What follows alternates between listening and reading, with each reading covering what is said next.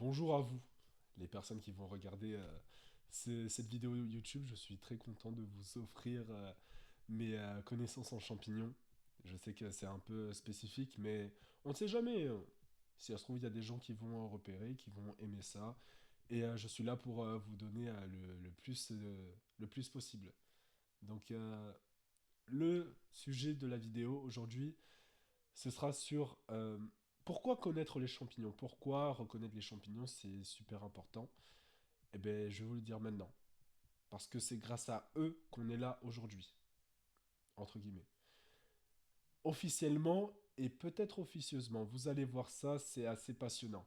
Donc, il faut savoir que les champignons existent depuis 3 milliards à 4 milliards d'années. On ne sait pas trop le situer, mais en tout cas, ça fait des milliards d'années que les champignons existent. Il faut savoir qu'au début, ils étaient plutôt aquatiques, qu'ils pouvaient se déplacer, qu'ils avaient une sorte de flagelle, pour au fur et à mesure pouvoir se développer sur Terre.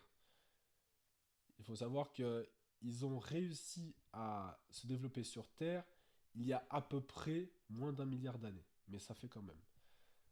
Donc au début, ils étaient en symbiose avec les algues, ce qui produisait du lichen. Vous savez, le lichen, c'est ce que vous voyez sur les écorces des arbres. Le sorte de... Comment dire ça? Ça fait une sorte d'algue, oui, ça fait un peu vert, ça fait des patchs verts, vert un peu blanchi, si je peux dire ça comme ça. Ou même un peu de toutes les couleurs. Ça, c'est le lichen. Et bien, il faut savoir que cette espèce remonte à très très très longtemps et que les premières formes de lichen s'installaient sur des roches. Et ces roches-là étaient entre guillemets mangées par le champignon et l'algue, ce qui permettait de créer les premiers sols. Et qui dit sol, dit les premières espèces de plantes. Donc lorsque le sol était abouti, ça a permis de transformer cela en substrat pour les plantes.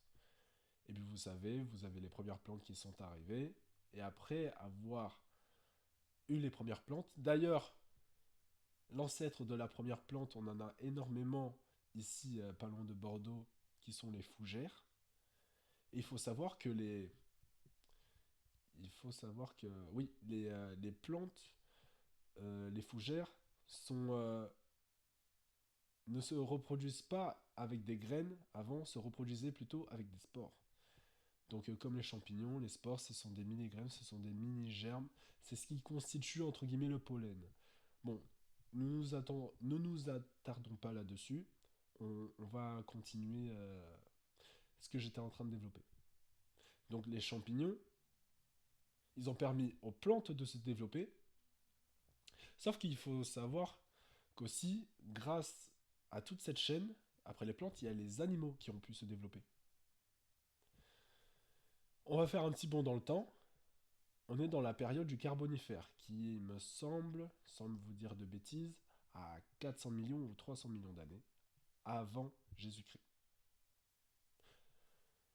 Alors, il faut savoir que la période du Carbonifère, c'est grâce à cette période-là qu'on a eu énormément de charbon ou de pétrole. C'est-à-dire que toutes les matières organiques mortes, c'est-à-dire que les feuilles mortes, les écorces, les restes de bouts de bois, étaient pressées par les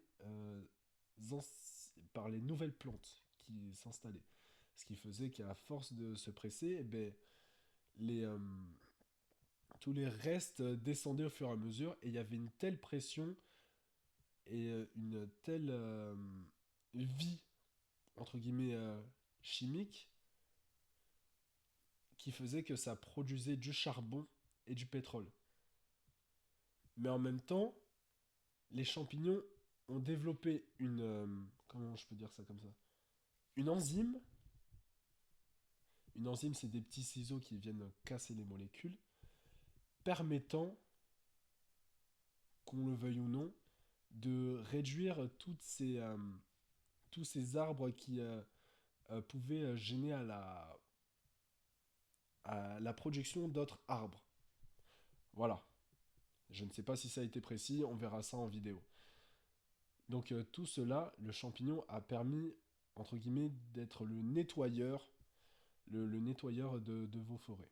C'est pour ça qu'aujourd'hui, il n'y a pas d'arbre qui puisse s'ensevelir au fur et à mesure, car les champignons, bon, les bactéries aussi, mais pas toutes, elles sont pas assez fortes pour détruire l'arbre. C'est vraiment les champignons. Pour ainsi dire, les champignons sont les éboueurs de la forêt.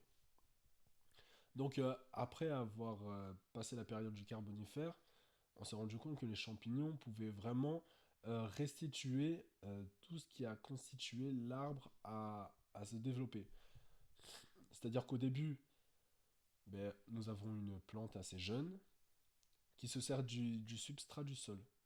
Une fois que l'arbre est assez vieilli et qu'il meurt, ben, il faut des éboueurs. C'est-à-dire qu'il faut décomposer l'arbre et restituer tout ce qui est important en substrat, c'est-à-dire en humus. Faut restituer, il faut prendre tous les minéraux de cet ancien arbre pour redonner et redistribuer aux plantes juvéniles. Pardon. Ce qui fait que c'est quand même quelque chose d'assez fabuleux parce que les champignons sont à la base d'un très grand cycle, d'un, du recyclage primaire.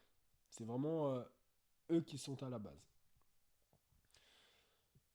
Et puis, nous avons aussi les champignons, on pourrait être extrêmement liés aux champignons. Pourquoi cela? Parce qu'il y a des thèses qui affirment, après c'est des thèses, on ne sait pas si c'est vraiment vrai, mais je veux bien croire que les thèses aient un peu de vrai dedans. Pardon. Dans les thèses, on disait que les champignons, et par ailleurs les psilocybes, c'est-à-dire les champignons hallucinogènes, c'est eux qui nous ont permis à développer notre cerveau et notre capacité à réfléchir, et notre capacité à, à avoir des réflexions sur nous-mêmes, sur ce que nous faisons, et enfin un peu de la masturbation cérébrale. C'est par rapport aux champignons. C'est-à-dire que lorsqu'on était, enfin c'est bizarre de dire ça, lorsqu'on était peu développé et qu'on était vraiment rattaché à notre instinct, les champignons ont vraiment auraient, parce que c'est toujours dans le conditionnel, on ne sait pas, auraient permis de développer euh, par exemple le cortex préfrontal, ce qui est au niveau des ce qui contrecarre les humeurs, enfin vraiment de développer quelque chose autour du cerveau reptilien, c'est-à-dire notre cerveau qui est vraiment basé sur nos instincts, c'est-à-dire manger, dormir et se reproduire. Et autour de cela, euh, plusieurs couches de cerveau se seraient développées, comme le dépassement de soi, comme les réflexions qu'on peut avoir, ou même les humeurs que nous pouvons avoir.